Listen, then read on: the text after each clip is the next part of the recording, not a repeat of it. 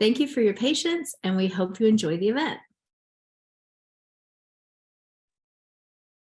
Hey everyone, thanks Danielle, thanks MP for organizing us. My name is Megan Pinto, I'm a poet, and this reading is to celebrate and honor They Rise Like a Wave, an anthology of Asian American women poets. For those of you who might not have checked out the anthology yet, I've just put the link in the chat, please check it out. And I don't really have a lengthy introduction. When I was thinking about what to say, it's just such an honor to like know these writers and to have work that's in conversation with other Asian American women writers. If I think back to like the person I was at like 12 or 13, that person would be so excited and thrilled to know that like today I get to be here and be in community with all of you. So I'm just really grateful. And without further ado, because I really want to hear everybody's voices and everybody's art, I'm going to hand it over to our first reader, Allison Albino, and I will be putting links to Allison's work and Allison's bio in the chat, and I'll continue to do that throughout the reading for everyone watching. So over to you, Allison. Thanks so much, Megan. I'm so grateful to be here and to see some familiar, friendly faces and to see some new faces as well. It's such a gift to be able to share work together. I am going to be sharing 3 poems, and 2 of them are inspired by photographs. So I'm going to share the photographs with you so you can look at them while I read the poems. So I will share my screen. This is the first photograph. Can everyone see? Perfect. Okay. The first poem is called Cutout. I keep this photo hanging in my hallway because of how my mother looked. Her white headband, belt, and high collar. I'm proud of her beauty. The woman holding the baby is my father's sister, Teresita. He is no longer on speaking terms with her. There were intrigues that burned away at their relationship. Swindling and squandering of inheritance money, making my father believe he wouldn't amount to anything, let alone the doctor he became, lying to my grandmother about how they would bring her to America to live with them, and the abusive man she married, Sam Boyd. My father cut him out of the picture because he couldn't stand to see it in my home. Some stories you only get scraps of here and there. He was a drunk, didn't work, wanted the appearance of rich, even though they constantly borrowed. I heard he beat her. Their son got in a drunk driving accident and killed a mother and 2 children. He's serving time, and my dad sends him cash every once in a while. Sometimes the world is reversed. You look through someone, and instead of a face, get the rough creases of rock, palm trees growing downwards, a rooftop at your feet. That can feel more real than a group of people smiling for a camera for a moment posed. Who wants to remember anything beyond smiles? Wouldn't you cut out the bad if you could? Thank you. This is the second photograph. Niagara. My grandmother was overly protective with my father. She never let him travel to other provinces, denied him a bicycle for fear he'd have an accident. My father would borrow his friends and pedal around all day behind her back. He made sure I learned how to ride a bike, and at night, when the suburban streets were already tucked in, he'd pedal me around the block fast. The night air cool, we were the wind. I made sure we had the hotel room with a view of the falls, so he could wake up to the roar of them. He'd get up before me, sit in the red chair and stare. You couldn't see over the edge, only water rushing to get there. What would it be like to leap into thunder? What would he bring back? What would Grandma say then? And my last poem is a first draft. It's a new poem that I wrote just a few days ago. My father, whose birthday is today, passed away this past February. So this is a poem about me and where I am in my grief. The clocks have stopped for me, all while friends vacation to Rome, take taxis to airports, roll their suitcases, all while students submit their homework to another teacher, giggle in corners, excited a package is arriving for them that day. The clocks have stopped for me. The doctors have moved on to another body, someone else's father, another body to wash and prick and dress and test, another body to incise and suture, another body to drug, another heart, another vial of blood to draw, more platelets to count, another trend to chart. The clocks have stopped for me. I'm still holding my father's cold hand. He departs so fast. I am ready fast, while the world seems to be having lunch. I am penitent ice, whose hands are frozen in an unfinished prayer no one hears, all while the whole world goes on, writes its poems. The clocks have stopped for me, and my son calls my name while bulleting down the hallway. He's now tall enough to open doors, climb a chair, flip on the light. Wake up, mama, wake up, he squeals. He dims the light when he sees my eyes pain at the brightness. Better, mama? What time is it? I really don't know. He climbs into bed with me, spreads his body on my chest, searching for milk I am still making. I don't refuse him. I am told the dead live on in me, but that feels as empty as a stopped clock. Outside in the dark alley, a lamplight flickers while I blow smoke out my bedroom window. I can't tell if the light is dying or coming alive. It's staccato to white, staccato to dark. I have decided this is my father now. My son doles out graham crackers, one for mama, one for dada, one for papi, like he doesn't know he's gone, as if there's an invisible hand to take it, as if papi is still hungry. Thank you so much. I am so thrilled to announce the next poet, who is a dear friend and probably the best roommate one could wish for at a poetry conference, Annette Wong. Thank you, Allison. That was so incredibly moving. And I love meeting your father, and I'm so sorry. I'm so sorry. So I have some of your poems. I have 3 poems that I'm going to read. It's such a treat to be here with you all. The first poem I'm going to read is from the Anthology. It's a poem called Toll Slang.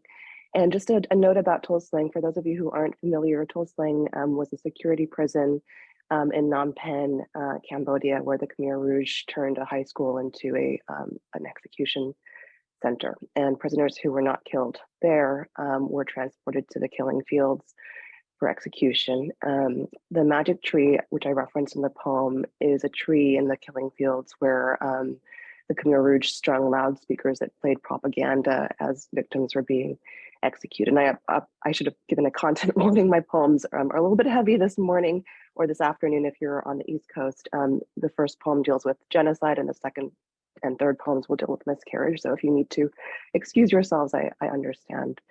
So here's the first poem, Toll Slang. Toll Slang.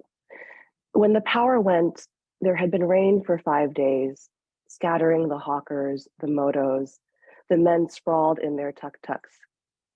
Ants flecked the rambutan plucked from a wet market stall, days shy of ripe. I live behind the genocide museum, I wrote home. It sounds grimmer than it is.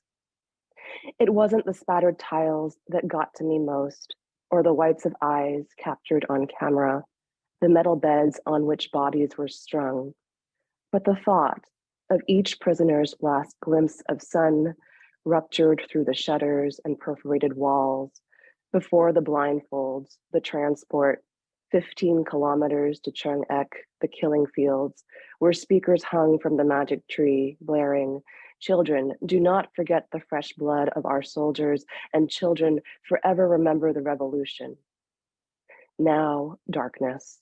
New sounds audible without the percussive rain and hum of motors, ceramic on tin, the neighbor's dinner utensils set to rest.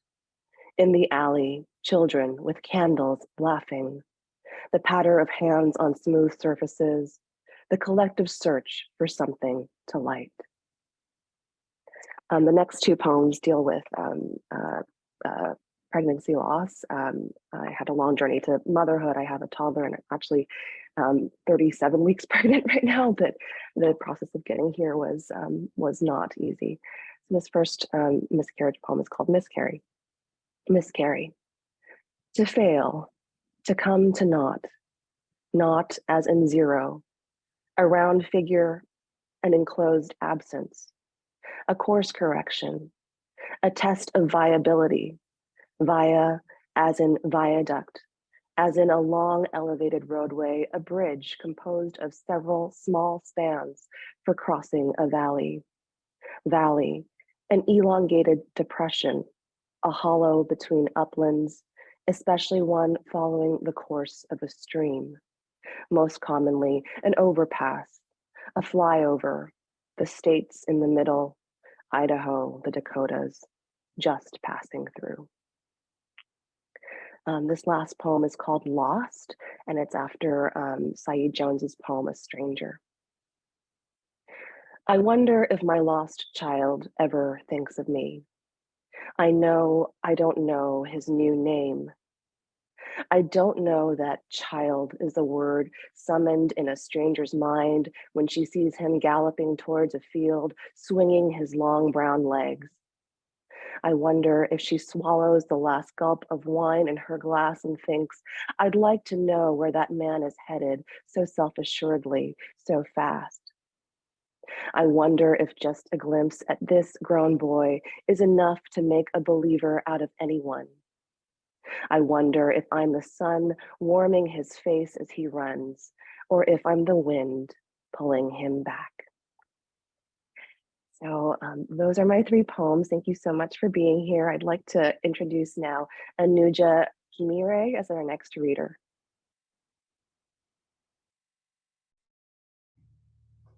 Thank you so much. It's just an honor to be here and to be in a virtual room full of such important work. I'm going to read a poem from They Rise Like a Wave. I should say content warning. It's about child abuse. A humanitarian walks into a village in Nepal.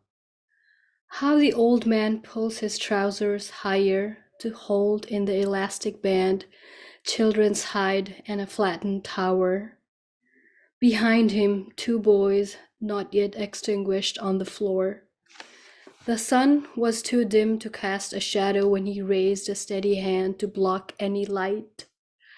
We knocked on his door and his spotted skin opened it in Kartike.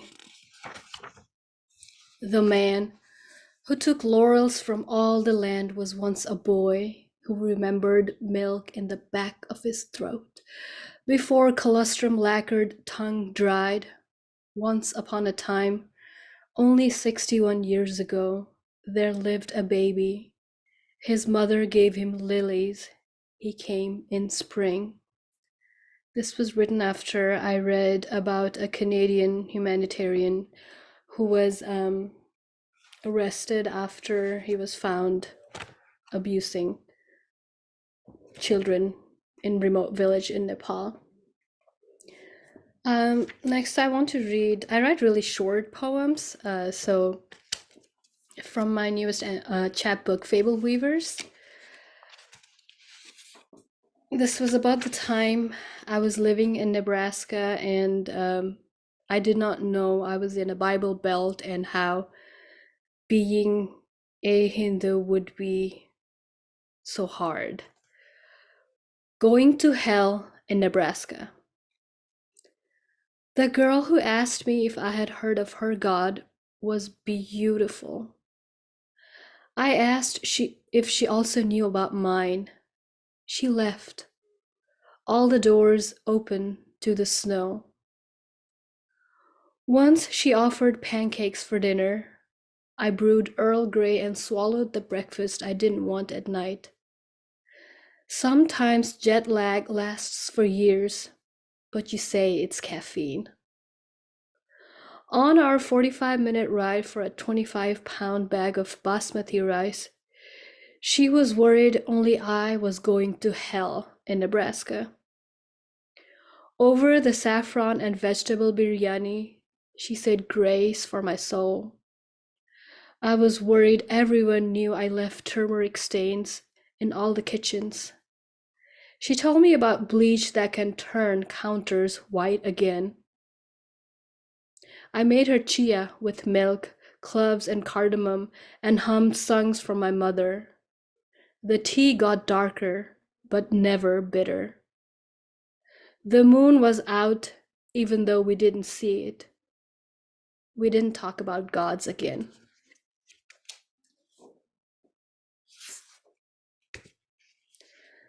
And the last poem I will read, hopefully somebody will gain a minute because my poems are so short. It's from my first chapbook in English, Kathmandu.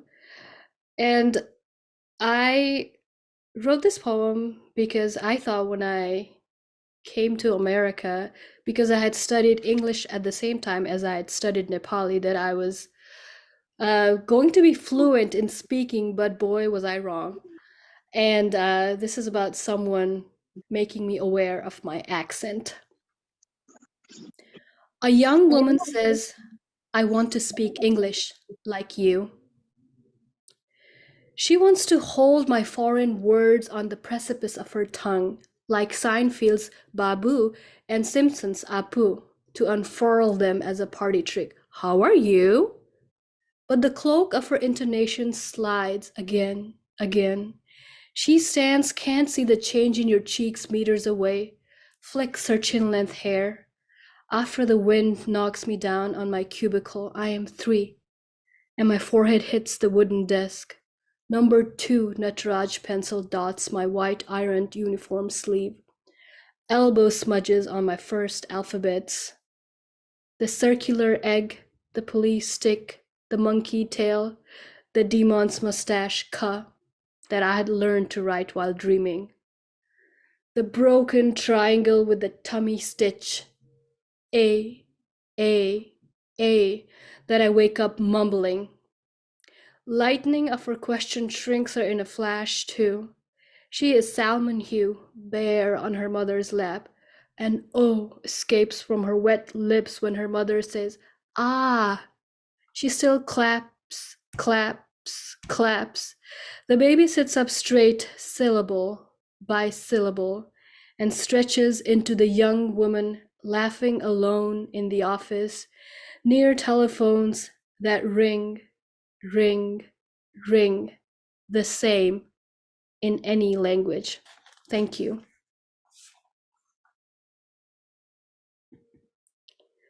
Next, I would like to introduce Emily Lee Luan. Hi. Thank you so much, Anuja. That was beautiful. And I'm really happy to be here with all of you.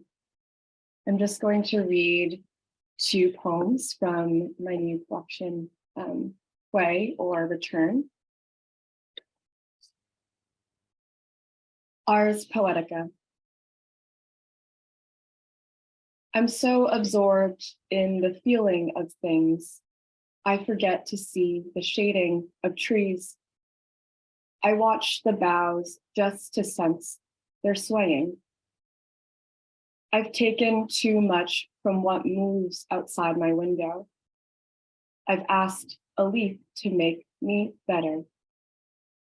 I've been bitter, sick for home, bought flower bulbs just to capture them folding inside out. Someone asks me, what does a laurel look like?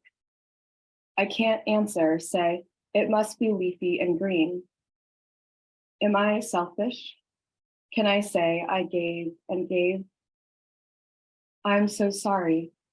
Walk me along the barren summer to the cacti withering on the avenue. I'll break my finger into bleeding. What does a laurel forget? I selfish a leaf into bleeding, absorb its shades of green. I watch the boughs so sorry I bitter, fold inside out. The swaying makes me sick and leafy, a tree in summer. Do I stop my barren finger from flowering? The avenue bulbs into withered feeling. I've said too much to the window. Can the boughs fold into feeling? A barren bulb. I'm a window, apologizing. I'm sickened by the flower on the avenue. It sways like a lonely finger.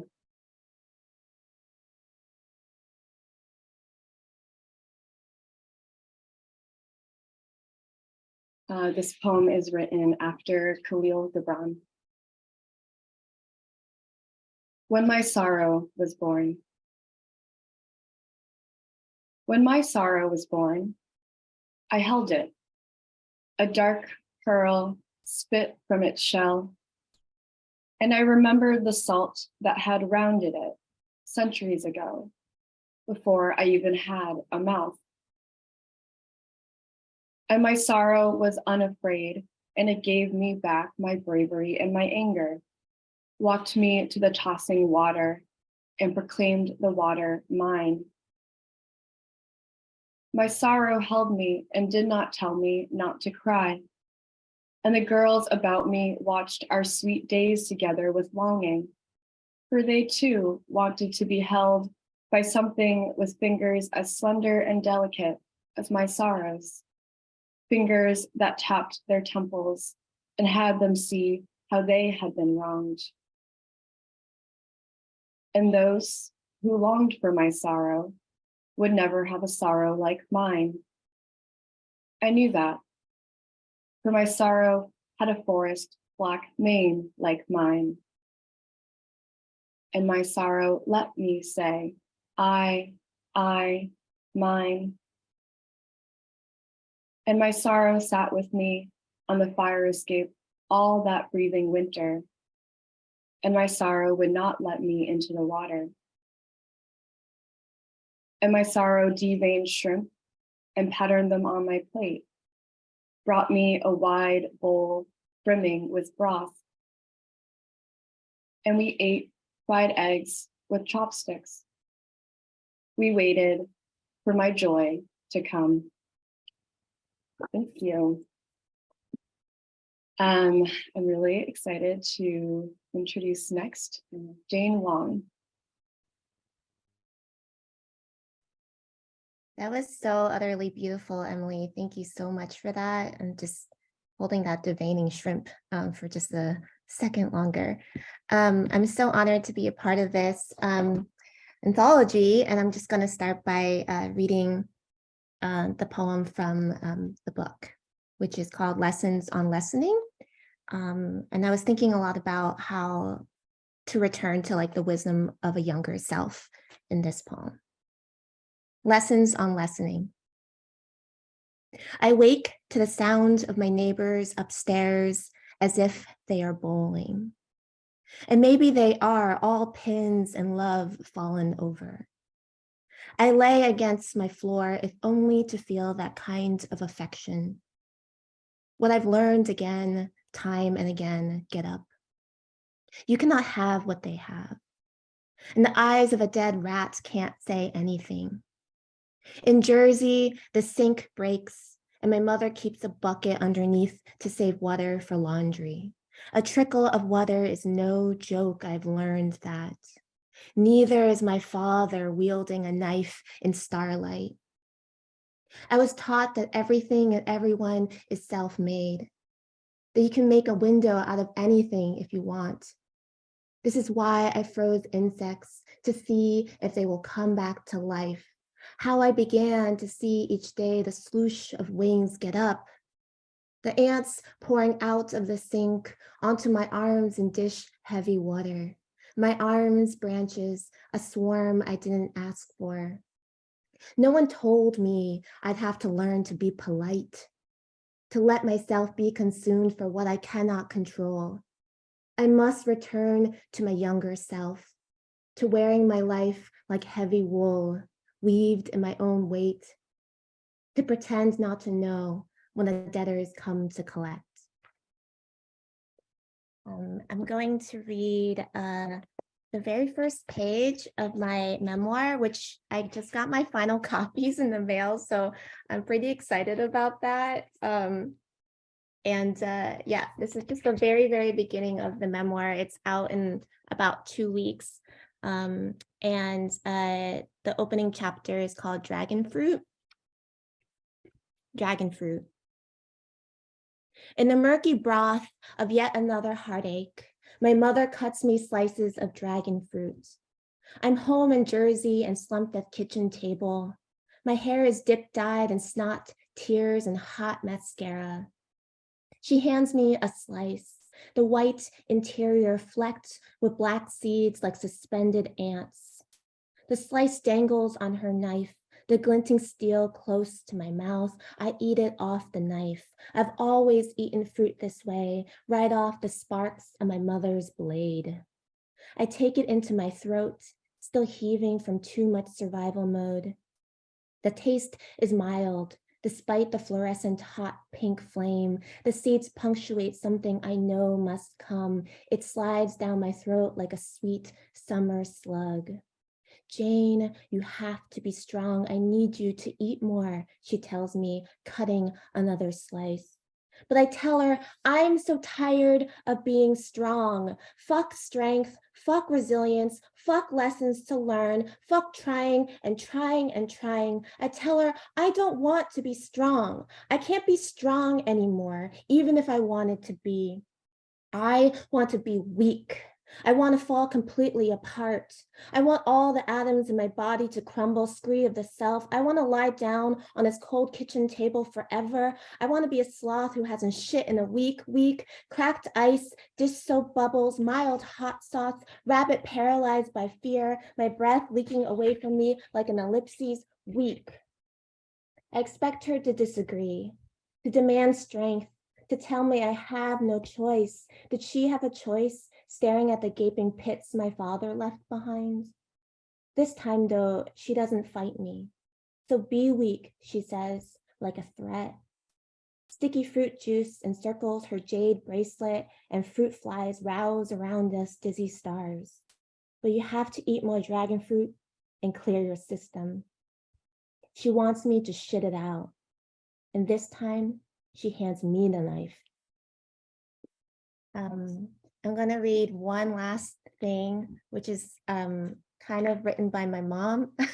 This is from her Oxford Intermediate Learners English Dictionary. And as she was kind of learning some words out of this dictionary, she was going through a divorce with my father. And she writes some words on the side here that she really wants to learn. So I'm just going to read some of the words that she really wanted to learn in English, and that's going to be a sort of poem. My plan is to write a poem using these words. Legislation, obstacles, harm, hints, vows, retaliation, probational, alleged, indictment, marital, cleavage, convention, unity, insurgents, endorsement, deny, demand, demean, diminish, competent, appointment, virtual, pledge, allegiance, persecution, arson, blaze. Thanks, everyone. I'm really excited to introduce Jenna Lee. Hi. It's such a huge honor to read with all this amazing people and amazing work that's being shared tonight, or today, I guess. It's dark in here. I'm going to read the 3 poems, and the first one's from my new collection, Humanity Lagoon, and it's called How We Met. I want to confess everything about the cow behind the fence, at whose sight I blurted horse, so that I then had to pretend it was a horse I saw. What fibs we tell to gloss over the fact God's fly is always down. I looked the other way to spare him unease.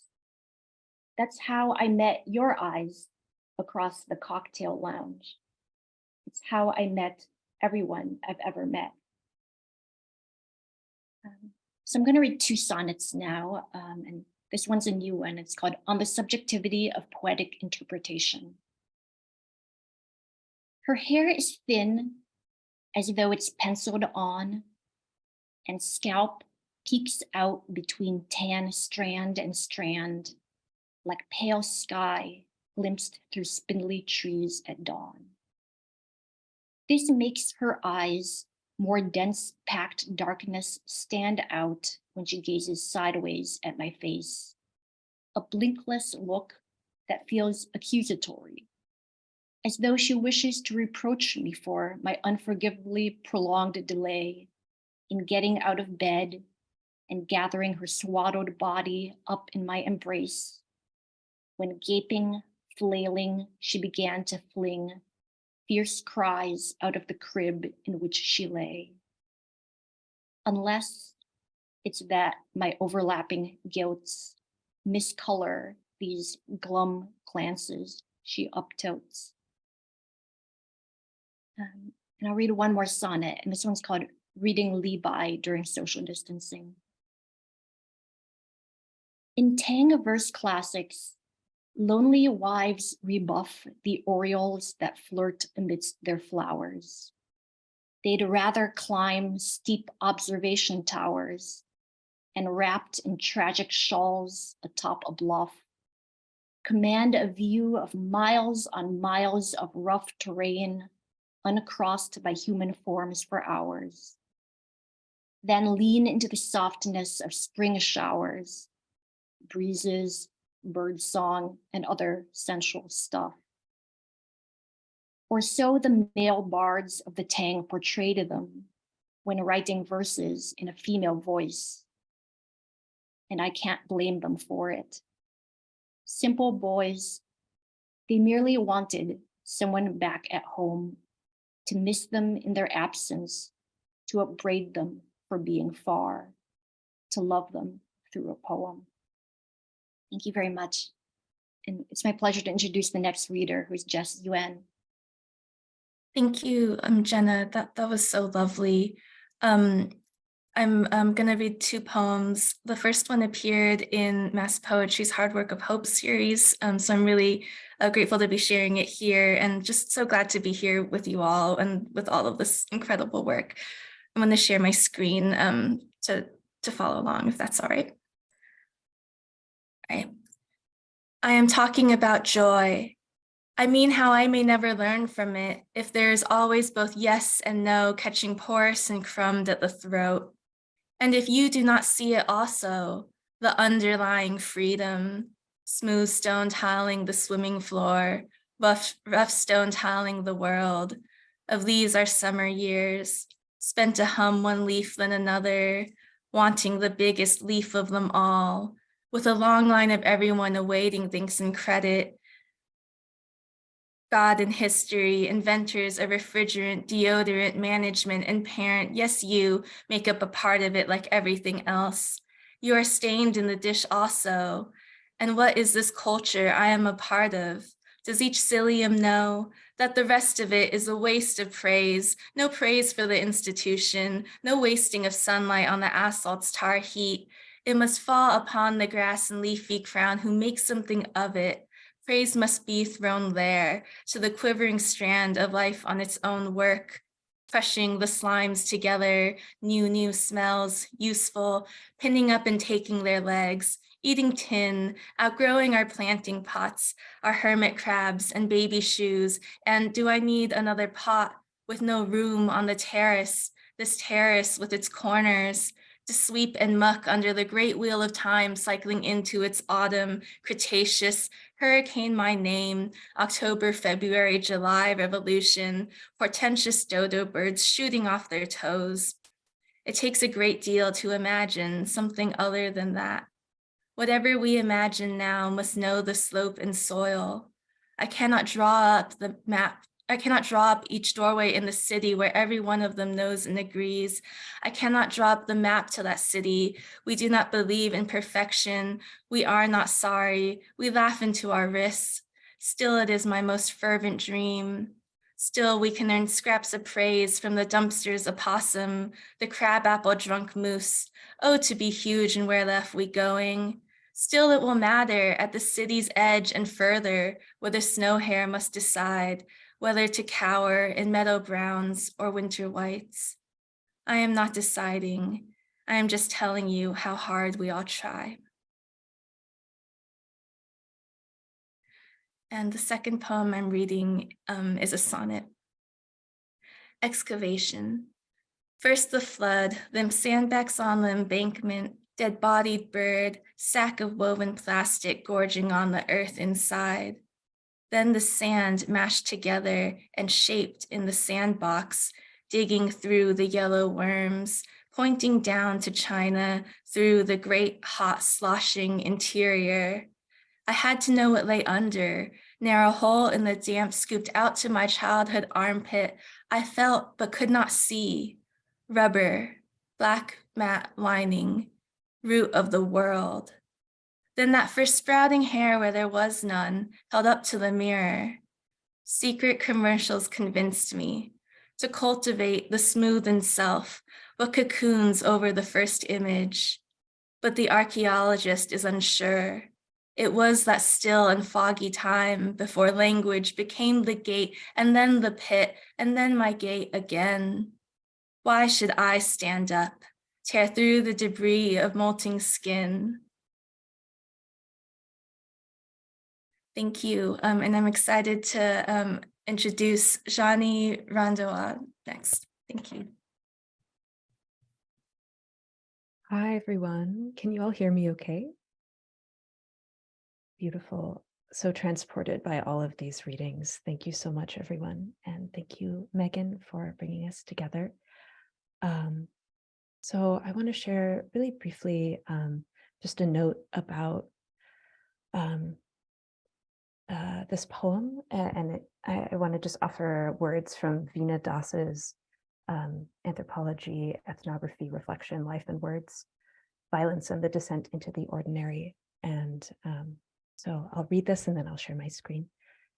Veena Das writes, "Let us take Ludwig Wittgenstein's statement that the subject does not belong to the world. Rather, it is the limit of the world. In thinking of the subject as constituting the limit of the world, Wittgenstein is proposing that the experience of being a subject is the experience of a limit." And that kind of gives a background to the poem. So let me share my screen.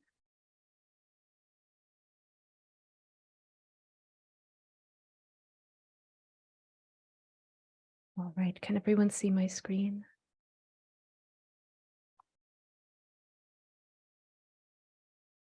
A silt, the hole in my hand, plastic kind of runnel, muslin. In clay, the bed salt is to build it non-visible. A nick in my palm that won't go away. Rough turn, the silt, some kind of gray, sack gray plastic, cudgels, little wedge of sky nipped in orange beak. On Tuesday, sliding down gilt structure, the basilica to swelter a rot of lists, the rotting a lake's porosity. Something after me will tell you what we wrote together, Maple. After literal ice deposits, prayers in the banking forests, if all the hemispheres of existence lie beside an equator in your heart, greet yourself in your 1,000 other forms as you mount the hidden tide. Warnings couched as reminders compress as barrier between our being and the event's cast net. If that is chemical, that is splinter. If stratified, then my unbirded doorway, my doubts and my arbors. Below the ice, vibration. Prayer returns new mounds of baled pine needles, pampas grasses streaked with goose shit and iron, some livid reaction. Spill of bells and bangles in high mustard waving the quiet war in. One by one, piling, elbow scraping algal wall on the long way down. Can't scrub the grass out of blue light, blue field. Well water meniscus bodies made humid drop. So in hunger, she meets the well opens in her. After, pale scrape clay dry, making red. If remnant of prayer is negative space, is ice casings. Among other occupational hazards, current in lake, cardinally shifted, raking a boat from north to south. The moon floats in an arched quadrant, if that meant pulling strings of cotton, dewy polyurethane, and horsehair, tugging iron from riverboat hull, and with mallet strike iron curling finger-sized O. Then I offer you gati, movement, tempo, heat. I construct a fantasy of sleep. If, after the well iced over, roaming west, small things smuggled. Again, an imagined sleep, as imagined water. Shape of flood, goes the body by force. A tundra lake, a desert lake, a lake below the lake. And that poem is also taken after thinking through an event on the eve of the partition of the Punjab in 1947 in a village where many women threw themselves into a well in self-selected death to avoid violence that was moving through the villages. So I'm going to actually stop there, and it's my pleasure to pass this forward to Kailee Pedersen. Thank you so much, Kailee. Hi, everyone. Thank you so much for having me.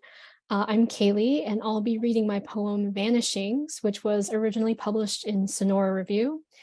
Before I start, I just want to share my screen really quick so y'all can see the typography here. And I just wanted to sort of briefly explain why this is relevant.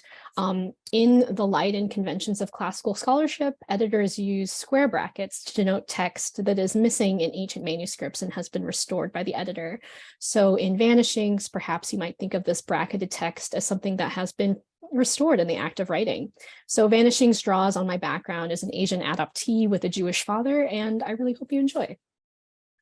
So Vanishings. 1. Hi, poet.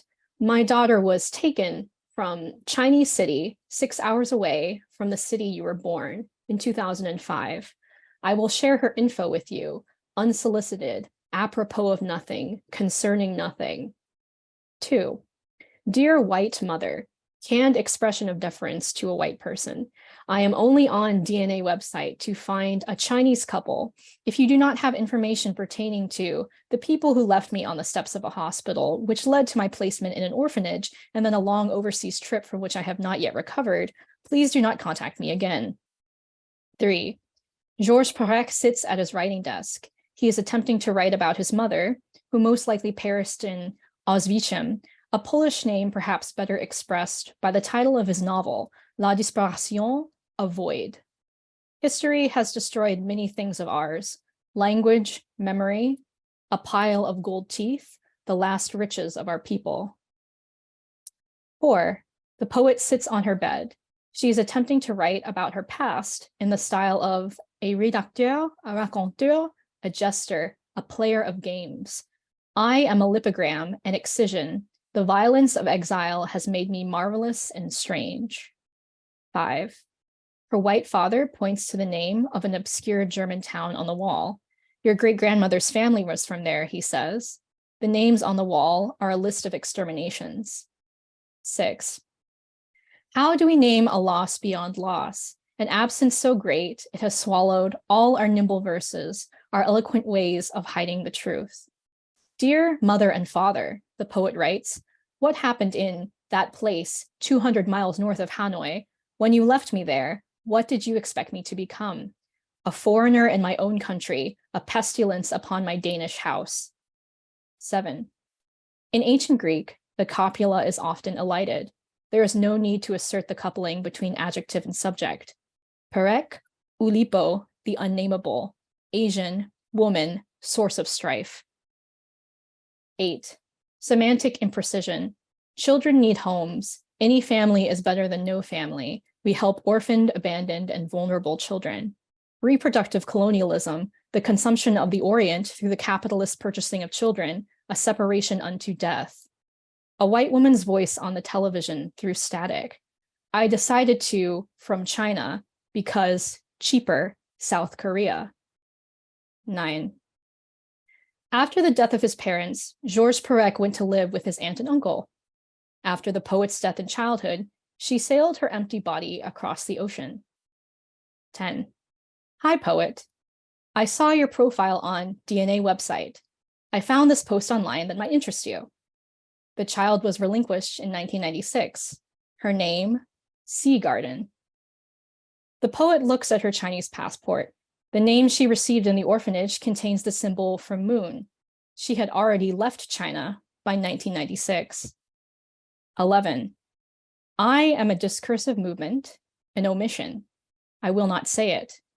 I am the child of my parents, yet I am scarred everywhere, even inside the deepest hollows of my body, so as to be a parliament of wounds. Thank you so much. I'd love to welcome Shazia, Hafiz, Ramji as our next reader.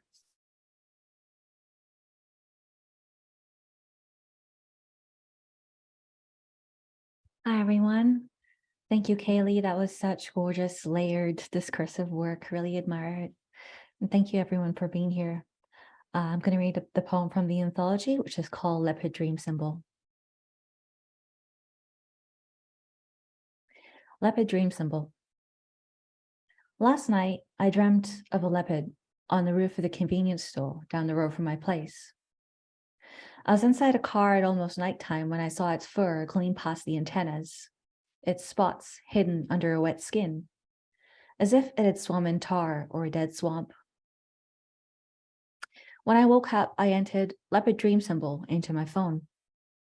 I was told what I wanted to hear, that it was a good omen, even though I maced its face when it jumped onto the car where I was sitting next to my dad. It had seen us there. The Great Watcher is also one of its names, because of its spots that are like eyes. Because leopards are protective of their little ones, I'm told that I have a craving to be protective towards my family. That makes too much sense for a dream with a leopard in it. Then again, in almost every dream I have of my family, there's a big cat against me, and I'm the only one who's seen it. I'm the only one who can do something. When I was little, my parents told me I was too stubborn, too kind. They nicknamed me Azadi, the word spoken by freedom fighters, meaning independence. My phone tells me about adversity, that leopards overcome it, that I'm more aware of my surroundings if they appear in a dream. So I say hello to this rare animal that appeared 2 days before the dream, in the place where I grew up, where I'd first seen a sign of the big cat on a sign that told me a man had died there after a leopard leapt off. This is not what I want Leopard Dream Symbol to remind me of, one of my homes where this man was mauled by a leopard. My parents are visiting this home, and I'm surprised by how terrified I am about bombs and dirty water, about the currency exchange and big cats, about not being able to be there for them. I love you guys, I tell them. Don't walk alone at night. My dad is surprised I would say such a thing, being Azadi. So they go their own way and feast on baobab and kebab. They walk the beach as if they're on a second honeymoon. See you later, they say. We'll bring some for you. They are so stubborn and so kind. They won't use Wi-Fi because they're drinking out of coconuts. They're home for the first time in 10 years. They remind me that a leopard cannot change its spots. Thank you everyone for listening. It's my pleasure to introduce our final reader for today, Yamini Pathak is the author of poetry chapbooks Atlas of Lost Places and Breath, Fire, Water, Song. Her poems have appeared in Poetry Northwest, Vita Review, Waxwing, and elsewhere. She's a poet in schools for the Geraldine Dodge Foundation, serves as poetry editor for Inch Micro Chapbooks, published by Bull City Press, and as a production assistant for Tupelo Quarterly. Yamini received her MFA in poetry from Antioch University, LA, and has received support from the Bona, Voices, and Community of Writers. Born in India, she lives with her family in New Jersey. Welcome, Yamini. Thank you so much, Shazia. What an honor it is to be here and what a treat to listen to everyone's poems. I'm going to read one poem from the anthology and one newer poem. Ahimsa. And the word ahimsa means non-violence in Hindi, which is my mother tongue. It has an epigraph, a few words by Terence Hayes. It is not enough to love you. It is not enough to want you destroyed. If someone loved me, then cut the birds from my tongue, expel or press the air from my lungs, one wing at a time, dismembered me. Could I look back with the lotus eyes of compassion, see how they stain themselves, gouge and bleed? Could I join them in the dark room, dip negatives in a chemical bath, peg the damp curls of nascent photographs from our lives on a clothesline to drip dry overnight? Would you judge me a fool if I said, my love is a parched well that never quits reaching for the aquifer? Born under a water sign, I fight different. Canyons are hewn by a licking stream, a tongue worrying stone after stone like loosened teeth. My love song is a blood song, survival song. The bird boxed by night sings for us both. And this next poem is a list poem. It's called Red Things. A chat on a moonlit terrace where one person is more in love than the other. Both laugh. Each sounds different. Boatmen struggling in the biceps of a river. Some memories are redder than others. I watched my brother beat another boy on the playground because he called our father a bastard. Saw the boy's body crumple like a paper flower, his nose spurt crimson blooms. Nobody knew what a bastard was. Labor pains. The scent of street food wafting up from the vendor's cart as he puts together a paper cone of puffed rice, slivers of onion, cucumber, tomato, and hot green chilies, lemon juice and mustard oil. The tide of saliva that rises in the mouth. This is not a red memory. It's definitely green, lime green, raw mango green. Ribbons in shiny black hair, swinging braids. A man who carried newspapers, magazines, bestsellers, and comic books wrapped in a white sheet. A door-to-door visiting library. He smelled of paper and ink. The rush of blood to my face when I opened the door. Train journeys, hot wind, paddy fields, egret and buffalo. Towns with names like Itarsi and Manma Junction, where you will never get off, but whose names you murmur in time with the rhythm of the rails. Scalding hot chai numbs your tongue. Coal dust from the steam engine blows back in the wind. Take care it doesn't get in your eyes. Some of it is still on fire. Thanks so much for listening, and I guess I'll pass it back to Megan. Wow, that was such a beautiful hour of poetry. I'm just really grateful and like really in awe, and also like I think the reading embodies the act of the anthology and the work of the anthology, and just like what a power it is to collect a multiplicity of voices and like hear and experience the resonances as we move between one work and one poet to the next. So I just want to call attention to a few quick things. Christine Catano, one of the wonderful editors of this anthology, put a link in the chat that I'll just pop in once more. It would be amazing. If you haven't yet got the anthology, you should read it, get a copy to share, teach it. So yeah, that's there. And I also wanted to, let me see if I can do this real quick. I just wanted to share all the links to people's work who read.